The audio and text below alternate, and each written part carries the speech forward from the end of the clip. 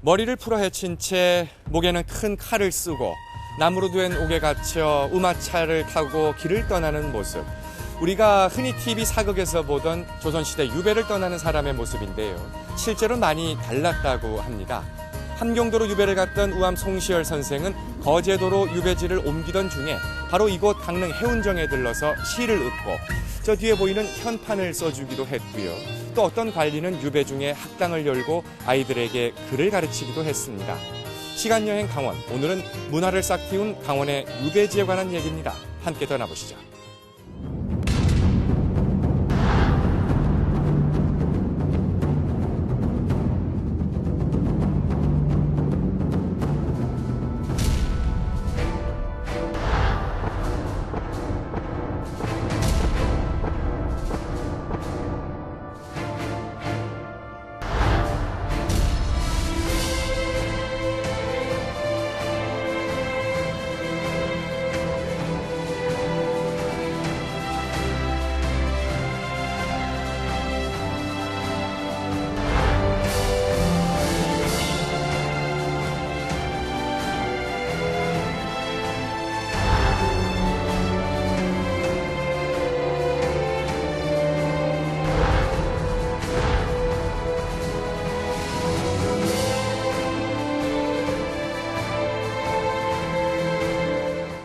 지역 민의 입장에서는 그래도 이 한 나라의 재상을 지낸 일종의 정권 교체, 여야 정권 교체, 정권 교체를 활용을 해가지고 토론의 영수로 또 지목되기도 하는 분이 남구만인데 지역에 오셔서 아예 이제 자리를 잡으시고 서당을 차려서 후학을 양성을 하셨고 일단 이렇게 유배를 오게 되면 자기가 살던 거주지를 떠나서 오는 곳이기 때문에. 오늘은 유배에 관한 얘기를 나눠보려고 합니다. 먼저 유배라는 게 어떤 형벌인지부터 간단히 개념 정리를 좀 하고 시작을 해야 될 것 같아요. 박도식 교수님께서 개념 정리를 좀 해주시죠. 예, 조선시대 때 그 형벌 제도를 보면 이제 태장도유사라는 게 있습니다. 예. 그 조선시대 때 그 경국대전이라는 법전이 있었지만은 형벌에 대해서는 대명률을 갖다가 썼습니다. 네. 그 대명률에 보면 이제 그 태형, 장형, 도형, 유형, 사형이 있습니다. 그 태형이라는 것은 이제 종아리 그쪽을 이제 때리는 게 이제 태형이고요. 네. 장형이라는 것은 이제 우리가 보통 볼기를 때리는 거. 네. 그게 이제 그 장형입니다. 그 다음에 이제 그 도형이라는 것은 오늘날로 말하자면 징역형이라고 보면 됩니다. 네. 그 감옥살이 하면서 이제 그 노동력을 이제 착취하는 거고, 그 다음에 이제 유형이라는 것은 우리가 그 귀양 보낸다라는 거 그거죠. 그 다음에 이제 가장 무거운 형벌이 바로 사형입니다. 예. 그리고 이제 그 우리가 그 유배형에서 이제 그 유배형은 사형 다음으로 이제 가는 이제 형벌인데 우리나라 그 독특한 그 형벌이 있습니다. 유배형이 있는데 그게 바로 이 부처와 그 다음에 그 안치입니다. 이 부처와 안처는 주로 이제 그 왕족이라든가 이제 양반들 대상으로 해서 그 이제 그 유배형을 내리는데 그 중에 좀 가벼운 게 바로 부처입니다. 부처는 이제 그 생활 근거지 가까운 데 이제 보내는 게 이제 부처인데 자기 고향 가까운 데 보내는 경우도 있고 그 다음에 이제 그 중도 부처라고 해서 이제 그 가까운 도에 보내서 그곳 수령이 이제 살 곳을 이제 정해주는 게 있습니다. 그게 좀 약간 이제 가볍고 그거보다 좀 부처보다 무거운 게 바로 안치입니다. 예. 우리가 이제 그 안치하면은 절도 안치하면은 섬에다가 이제 그 가둬놓는 거. 그 다음에 우리가 그또 위리 안치 있지 않습니까? 드라마 보다 보면은 이제 그 탱자나무 많이 나오지 않습니까? 그걸로 이제 이렇게 둘러놨는데 그 위리 안치 같은 경우에는 외부 사람들 접촉 그런 것을 할 수가 없죠, 보면. 그게 이제 우리 그 독특한 이제 유배형이라고 볼 수가 있습니다. 예. 네, 유배에 대해서 자세히 설명을 해주셨는데요. 왠지 강원도로 유배를 왔던 역사적 인물들이 많을 것 같다라는 생각이 드는데요. 홍인희 교수님, 어떤 분들이 계셨나요?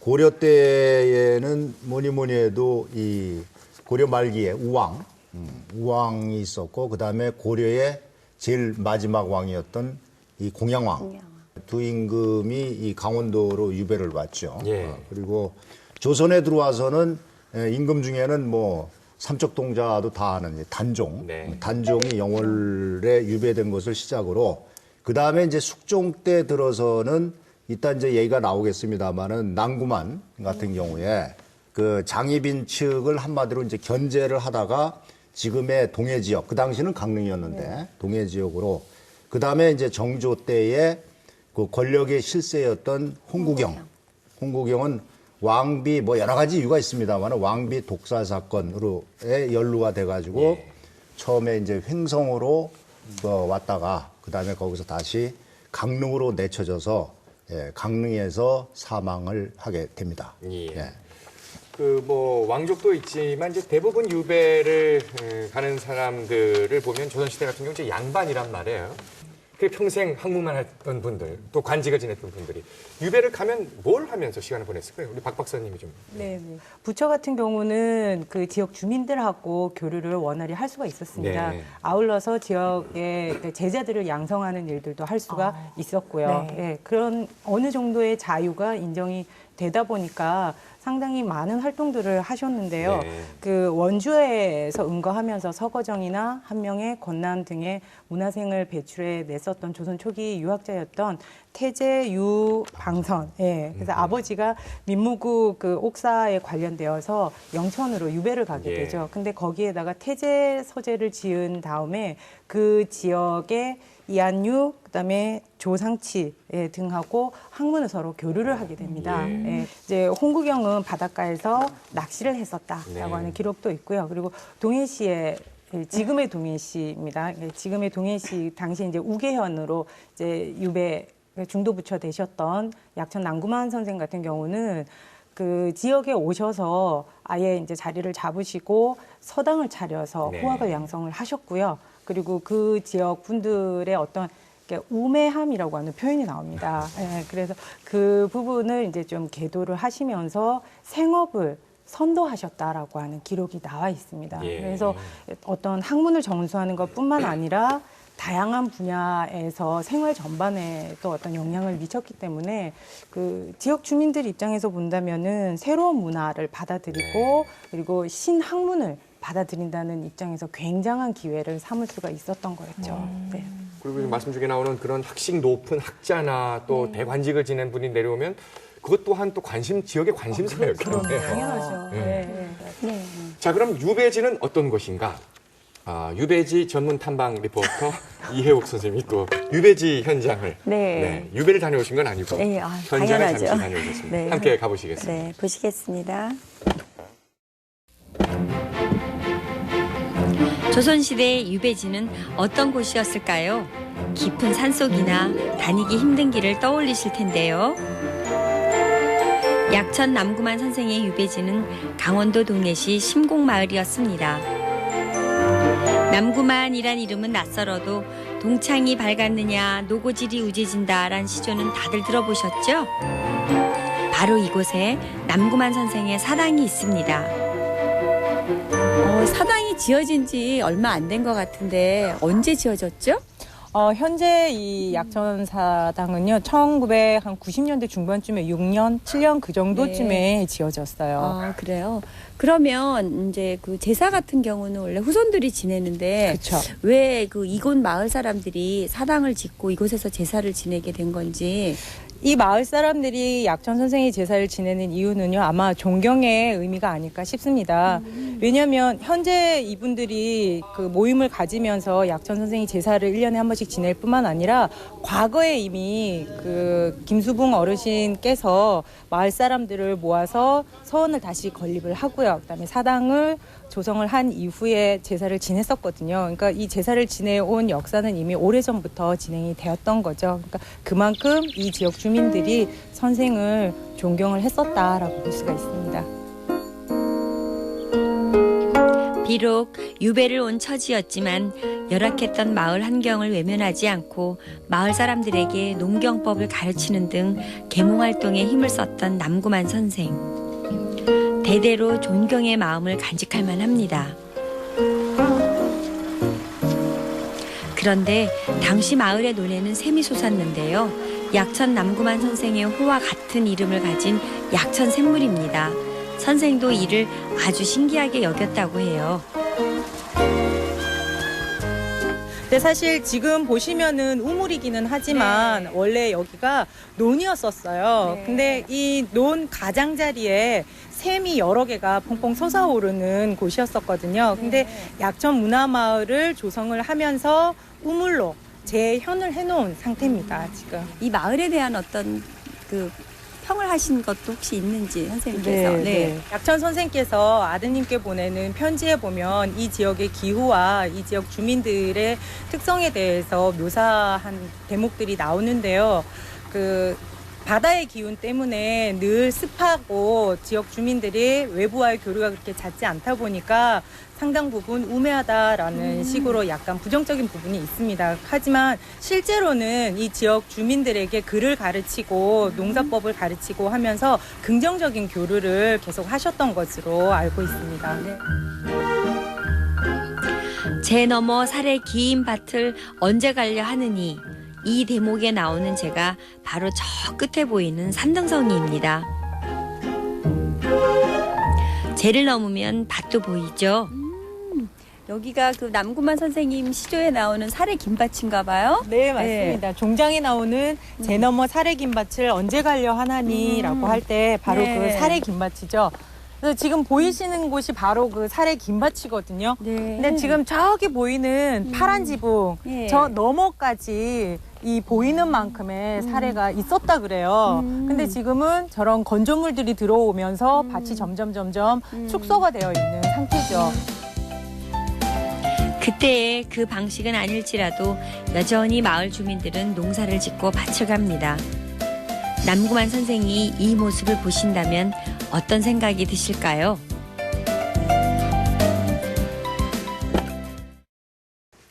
지금의 동해시 신곡마을로 유배를 온 약천 남구만 선생은 어떤 분인가 궁금해집니다. 박도식 교수님께서. 예, 우리 그 약천 남구만 하면 이제 동창이 밝았느냐, 네. 노고질이 우지진다. 그걸로 이제 유명하죠. 충주에서 태어나게 되고, 그 다음에 그 후에 이제 그 병자호란을 이제 8살 때 겪게 됩니다. 네. 병자호란 겪으면서 이제 그 지방을 이제 떠돌다가 18살 때 이제 귀경을 하게 되죠. 근데 이 남구만을 보면은 젊은 시절에 이 주위의 오해를 이제 사기 싫어서 아주 그 높은 관리를 전혀 찾아보지 않았습니다. 그 당시에 아주 그 실세였던 분이 송시열, 송준길 그런 분이었는데 이 송시열이 나중에 뭐라고 하는가 하면은 지금까지 나를 방문하지 않은 사람은 남구만과 이만영뿐이다.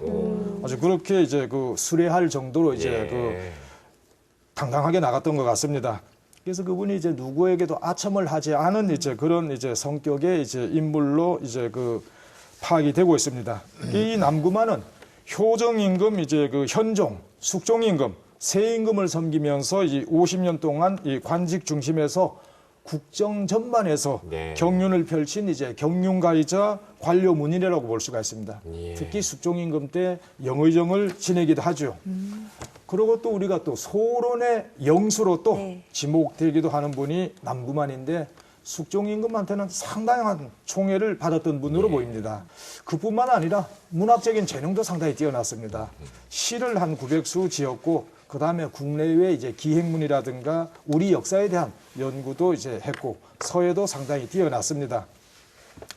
그리고 이제 그 문화, 그 남구만의 그 문화에서는 이제 많은 이제 그 선비가 이제 그 배출이 됐는데 한 100여 명 정도 되는데 당대 이제 영의정을 지냈던 최석정이라고 하는 분, 아주 유명한 분입니다. 그분과 그 다음에 이제 최규서라고 하는 분, 그분도 영의정을 지냈는데 바로 남구만의 그 제자였습니다. 대단한 분이네요. 네, 교수님께서 이 약천 선생에 대해서 정말 자세하게 알려주셨는데요. 홍 교수님, 약천 선생이 어쩌다가 유배를 오게 된 건가요? 잘못해서 그랬겠죠. 그랬겠죠. 근데 이 잘못했다라고 하는 게 뭐 차차 말씀이 나오겠지만 그 숙종 시절 아닙니까? 이때에 이제 그 17세기 말이다 이렇게 볼 수 있는데 이때는 그 아시다시피 이 숙종은 그 전국을 이렇게 운영을 하면서 이 특정 세력이 이렇게 비대해지면 커지면은 어떻게 견제하기 위해서 이 환국이라고 하는 일종의 정권 교체죠. 여야 정권 교체. 예, 정권 교체를 활용을 해가지고 왕권을 보존하고 또 강화시켜 나가기도 하고 그랬던 임금이다라고 볼 수가 있겠는데 우리가 그 사극의 단골 메뉴로 나오는 그 장희빈 또 그 인현왕후 이 얘기가 여기 많이 개입이 돼 있지요. 네, 그런 상황인데 여하튼 이 난구만 선생의 초점을 맞추면은 이 난구만 선생도 바로 이 환국의 그 한국 과정에서 화를 입어가지고 결국 그 강릉으로 지금은 물론 저 동해입니다만은 유배가 된 이른바 기사 환국의 여파였다. 근데 유배지에서 아무리 자유로운 활동이 보장이 됐다고 해도 유배 온 사람의 입장에서 그 유배지가 참 좋다 이러진 않았을 것 같아요. 그렇죠. 예, 그럼 약천 아무래도. 남구만 선생은 자신의 유배지였던 이 동해 신곡마을에 대해서 어떤 그 평이나 이런 기록을 남겼나요? 그 약천 남구만 선생에게 있어서 이 신곡마을은 네. 그렇게 좋은 환경은 아니었던 것 같아요. 네. 왜냐하면 일단 이렇게 유배를 오게 되면 자기가 살던 거주지를 떠나서 오는 곳이기 때문에 예.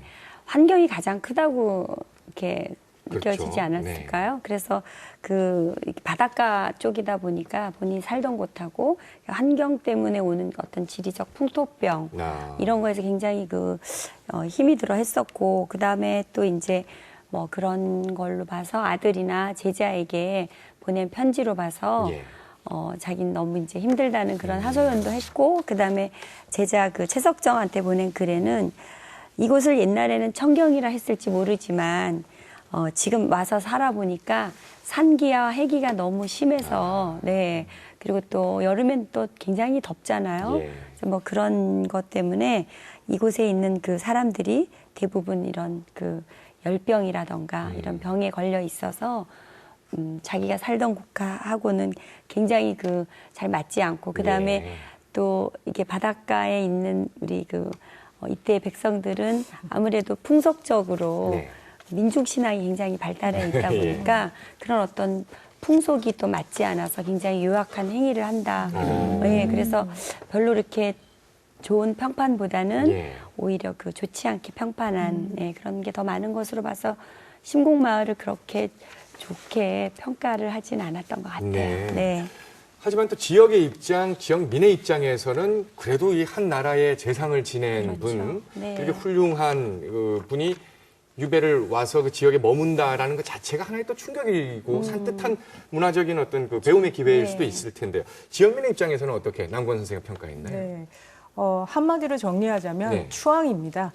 추앙 정도로. 네, 네. 근데 그 추앙하는 그 분위기 자체가 네. 지금까지도 이어지고 있거든요. 아하. 네. 그래서 지금은 그 망상동 신곡마을에 약천 문화마을이라고 하는 그 마을이 하나 조성이 되고 그 속에 약천 사당이 있고요. 네. 그리고 동제와 서제의 형태를 갖추고 있고 그리고 약천 난구만 선생 약천이라고 하는 아오하고 똑같은 샘물이 있었어요. 네, 그래서 그 샘이 논 바닥에서 퐁퐁퐁 올라오는 걸 저도 이제 목격을 하고 굉장히 예. 신기했었거든요. 근데 그거를 우물로 지금은 복원을 해놓은 상태입니다. 예. 그래서 난구만 선생님께서 본인의 아호와 똑같은 샘이 있다 그래서 굉장히 기뻐하셨다라고 하는 사실도 전하고요. 근데 지금 이런 일련의 어떤 행위들이 있을 수 있었던 거는 난구만 선생님께서 1년 남짓 망상에 와 계시는 동안에 행하셨던 여러 가지 이제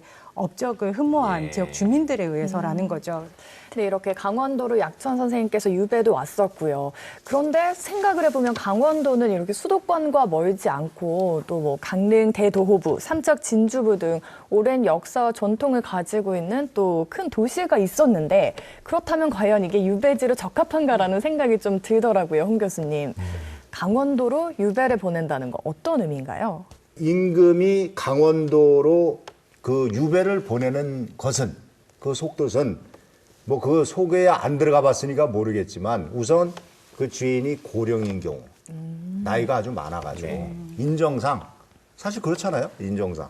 그 다음에 자기가 여태까지 쌓아왔던 그 공적 그거를 감안을 했을 것이고 또 하나는 그 후일의 복권. 예. 그러니까 어떻게 보면 가 있어라. 내가 나중에 부를게. 이런 뭐랄까 이 저 암묵적인, 무언의 사인, 예, 사인 뭐 암묵적인. 이런 것들도 염두에 둔 조치였을 것이다. 그렇게 생각해 볼 수 있겠습니다.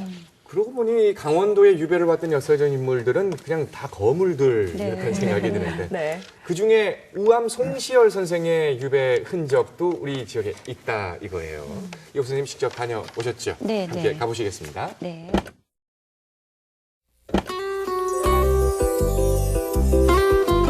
강릉의 대표적인 건축물인 경포대와 선교장 중간쯤 강릉시 운정동에는 해운정이란 정자가 있습니다. 중종 25년 강원도 관찰사였던 심원강 선생이 별당으로 지었다고 전해지죠. 해운정은 겉은 소박해 보이지만 안쪽은 세련된 조각으로 장식이 돼 있는데요. 강릉에선 오죽헌 다음으로 오래된 건물입니다.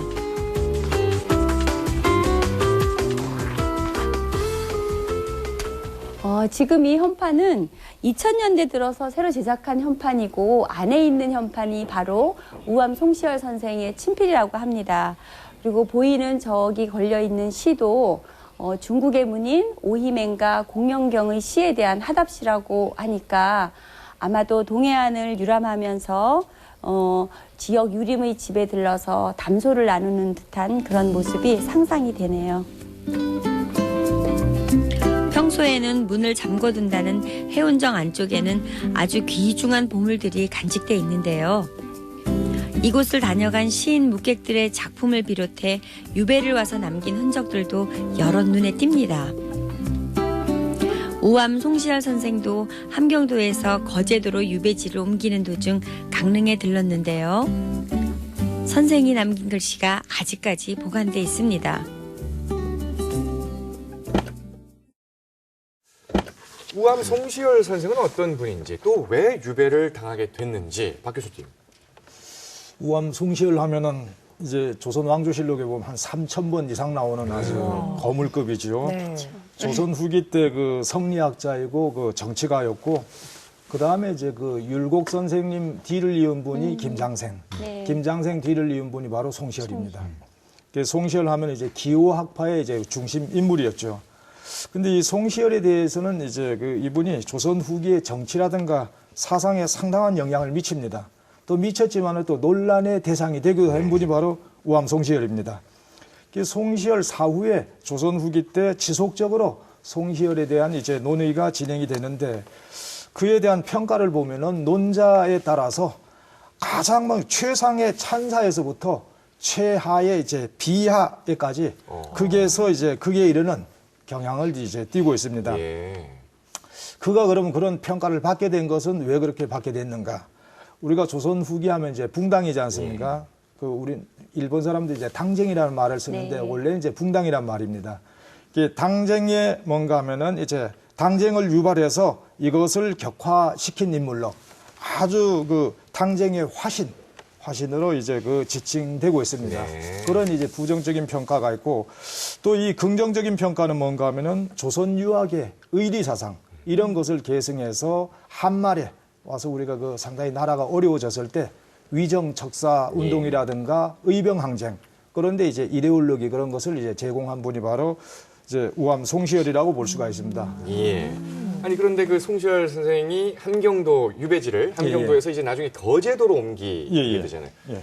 지금도 함경도에서 만약에 우리가 북한을 지금 갈 수 있다고 가정하고 거기서 차를 타고 거제도까지 가도 어마어마한 시간이 걸릴 텐데 그 당시에는 그 차가 없었으니까 참 많은 시간이 걸렸을 것 같습니다. 네, 예. 그렇게 가다가 강릉을 슬쩍 또 거쳐가는 거 아닙니까? 네, 네.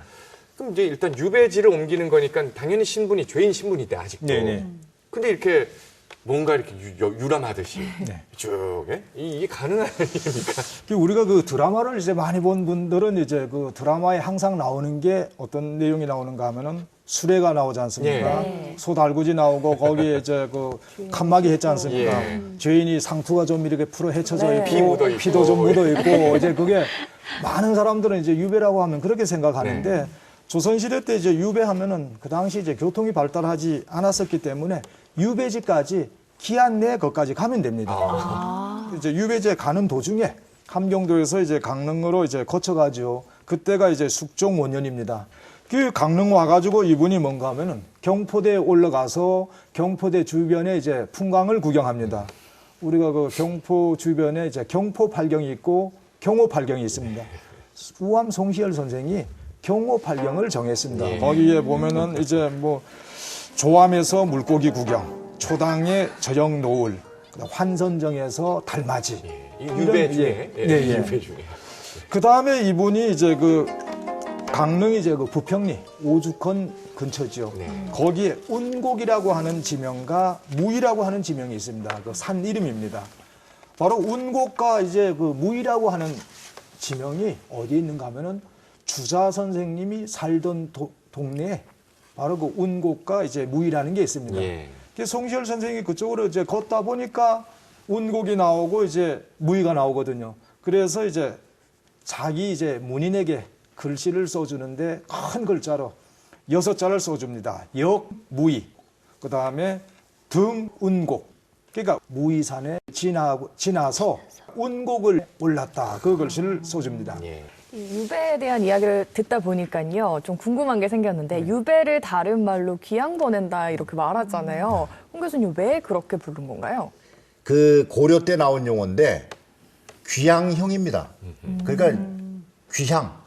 우리가 귀향한다 그러잖아요. 귀향. 네. 예. 그 귀향형이에요. 그러니까 자기 고향으로 돌려보내는 거예요. 예. 귀향이라고 하는 귀향형에서 변질된 순수 우리말이에요. 순수 우리말. 그러니까 귀향은 한자가 아니에요. 순수 우리말인데 이 관직을 빼앗아서 고향으로 쫓아버린다라고 하는 그런 형벌인 만큼 당시 벼슬아치들에게는 우리가 지금 생각할 때는 그럼 별거 아니네. 자기 고향 가면 좋지. 이게 아니고 그 당시에 벼슬아치들한테는 이 권력에서 멀어진다는 거죠. 쫓아낸다. 지난 2008년에 MBC에서 방영됐던 여러분 드라마 이산을 기억하실 겁니다. 거기서 이제 이서진 씨가 정조 네. 역할을 이산 역할을 네. 했었지요. 제일 좋아하는 예, 이서진 하니까 또 저를 보시는 분이 비슷하게 생겼다는 걸 아시나 봅니다. 아무튼 그 드라마에서 또 한상진 씨가 열연을 펼쳤던 역할이 바로 홍구경이란 말이에요. 네. 정조 이산을 왕위에 올린 1등 공신 이름은 홍구경 그렇죠. 아니겠습니까? 네. 근데 그 홍구경이 말년에 유배를 온 곳이 또 강릉입니다. 네. 홍구경의 유배지를 이혜옥 선생님이 다녀오셨지요? 네. 예, 여러분 함께 가보시겠습니다. 네. 과인은 죄인 강중필, 장경호, 김근돌은 직을 파하고 철도로 유배를 명한다. 그리고 이 모든 일을 모사한 죄인 홍구경 또한 모든 관직을 파하고 강릉으로 유배를 명한다.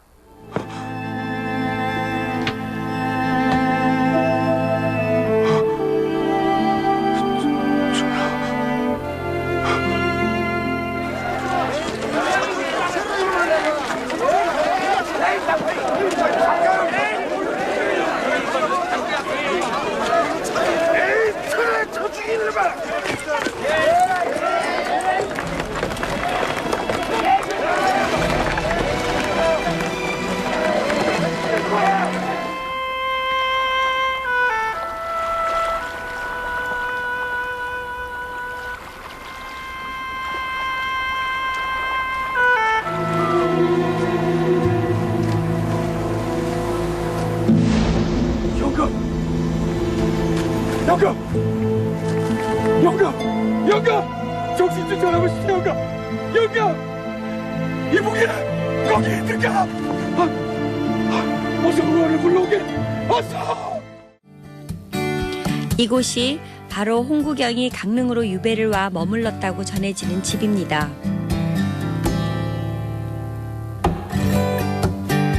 드라마 속에서는 바닷가의 작은 오두막으로 표현이 됐지만 김윤기 가옥이라고 불리는 이곳은 70칸이 넘는 번듯한 대가였죠.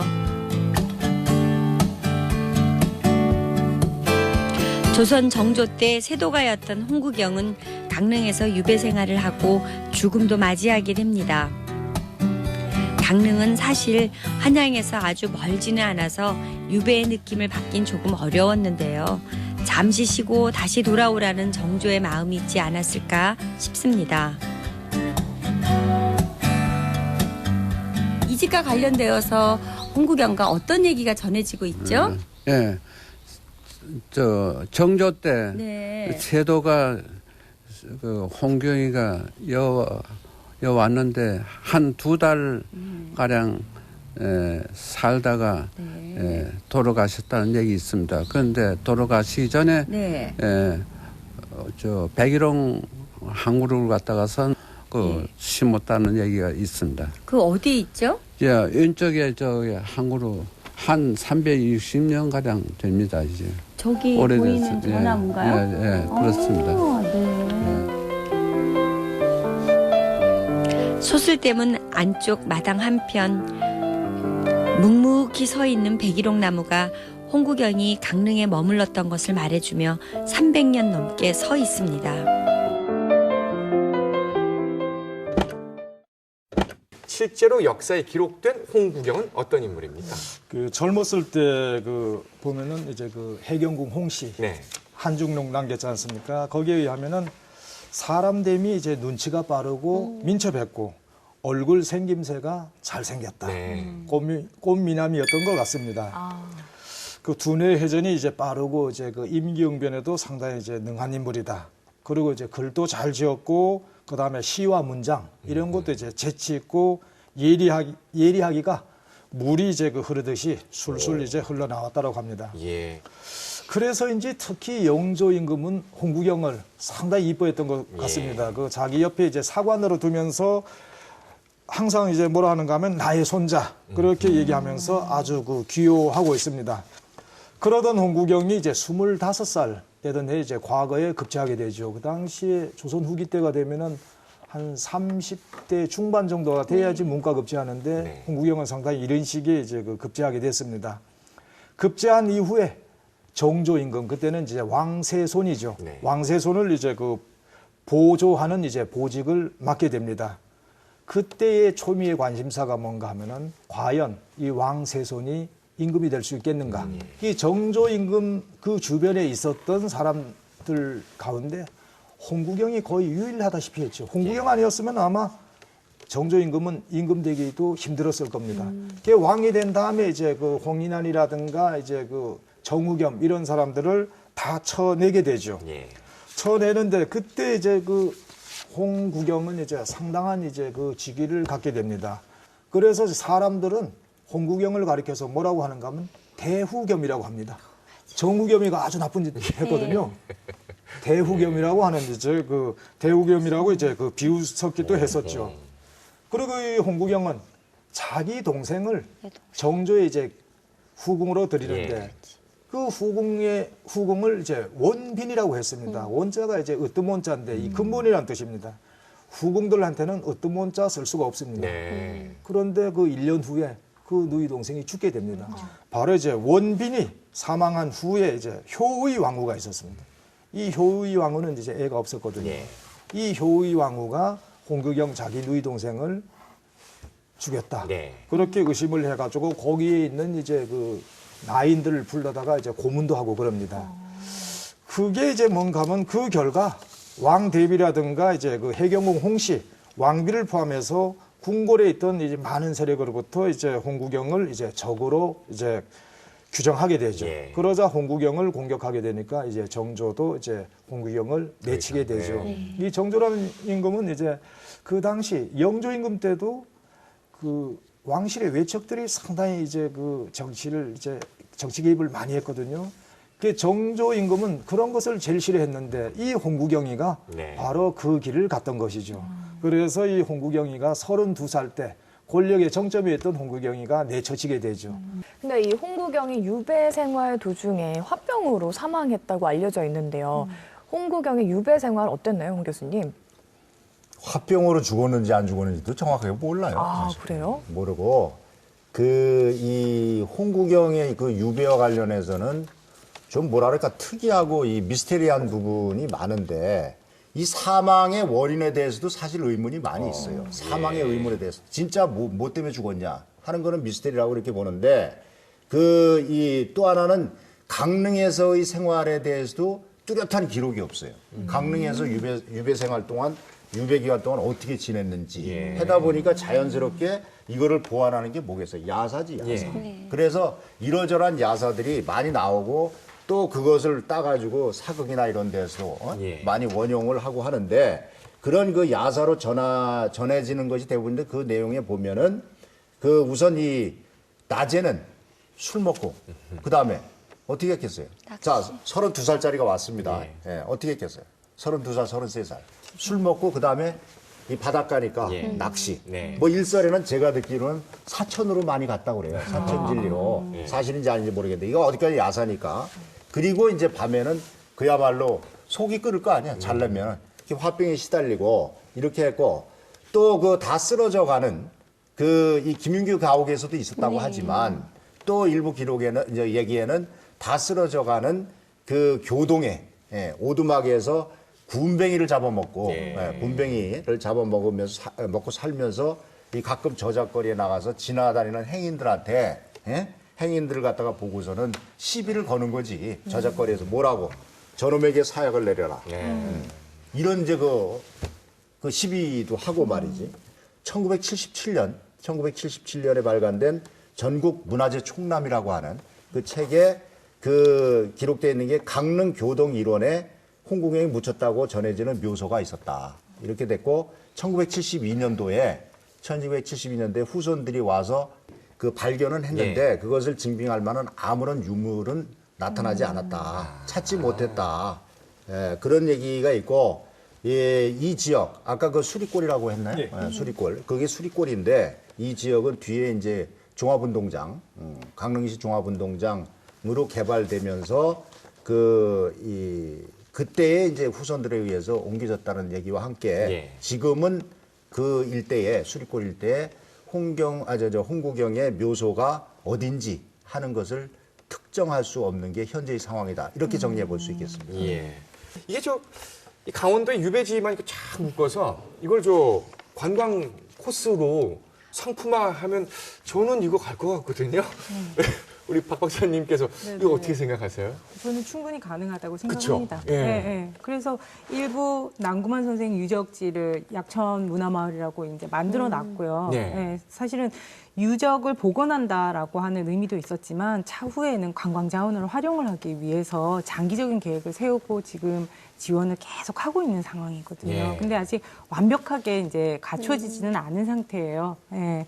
그래서 이런 그 일련의 어떤 사업이라든가 그리고 향후에 일어날 만한 어떤 콘텐츠라는 것들이 가능한 이유가 최근에 관광 동향과 관련이 있다고 볼 수가 있습니다. 그러니까 과거에 우리가 관광을 다닌다 그러면 단체 여행을 다녔었거든요. 이제 전세버스를 타고 그리고 수학여행 때 그렇지 않고서는 관광이라는 거를 개인적으로 다니기에는 여유롭지가 못했어요. 근데 지금은 뭐 어떤 다양한 환경적인 요소들이 굉장히 긍정적으로 이렇게 변화를 하다 보니까 많은 부분 소규모의 관광이 이루어지고 있는 거죠. 그러니까 이를테면 가족 단위 그리고 친구들끼리 그리고 관심 분야가 똑같은 동아리들끼리 이러고 모여서 같이 다니는 거예요. 그리고 남들이 안 가는 특이한 곳들을 찾아다니는 사람들이 있어요. 그래서 가장 손쉬운 방법은 유배촌들을 복원을 하는 방법이지 않을까. 물론 이제 장기적이고 대규모의 이제 자본이 투자가 돼야 됩니다. 근데 멀리 내다본다면은 어떤 그러니까 경제적인 면에서 내지는 역사 인식 이런 교육적인 면에서도 충분히 필요하다고 생각을 하거든요. 그리고 이런 것들이 또한 관광객들에게는 재방문을 유도할 수 있는 굉장히 좋은 모티브가 될 수가 있거든요. 그래서 지역에는 소득 창출, 고용 창출 등등의 어떤 경제적인 활성화를 도모할 수가 있고요. 그리고 역사 인식을 다시 제고하고 그 지역에 대한 이미지를 좀 긍정적으로 향명할 수 있는 굉장히 유용한 어떤 자원이라고 생각을 합니다.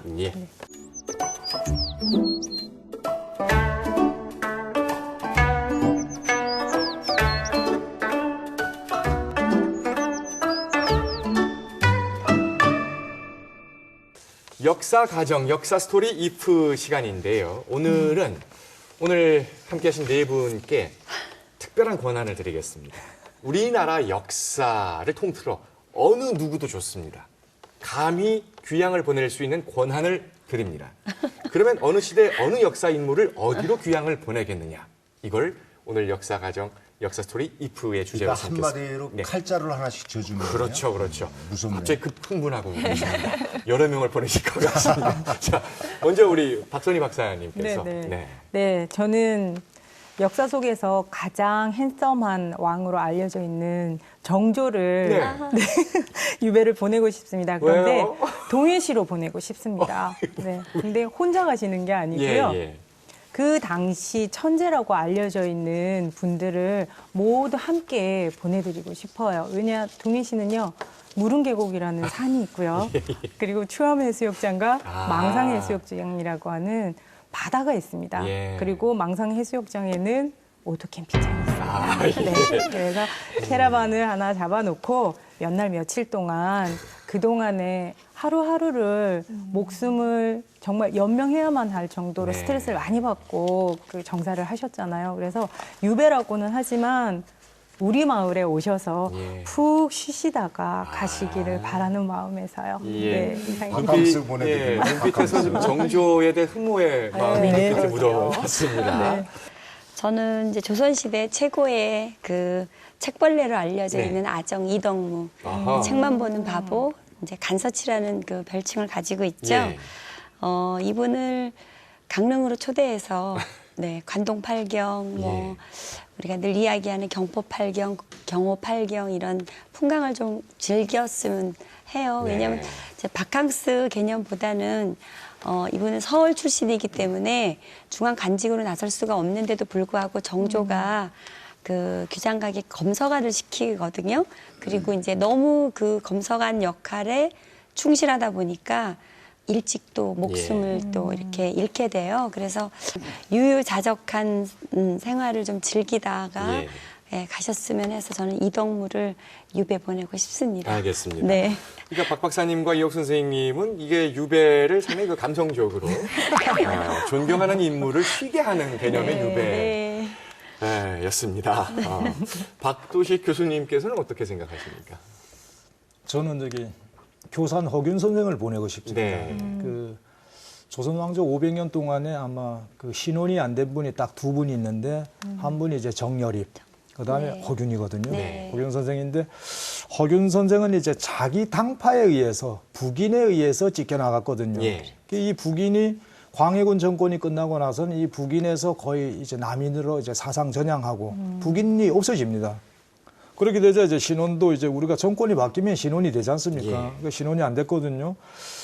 아마 그 당시에 유배를 제가 한 10년 보냈었으면 거기서 이제 그 처형도 되지 않았을 거고 많은 업적을 남겼을 겁니다. 유배를 통해서 오히려 더 많은 업적과 또 그의 또 그 장수까지도. 네. 좋습니다. 이 마지막 우리 홍인희 교수님 답할 차례인데 어떤 답을 하실지 궁금해집니다. 지금 그 앞에 세 분은 보니까 오늘 주제가 유배 아닙니까?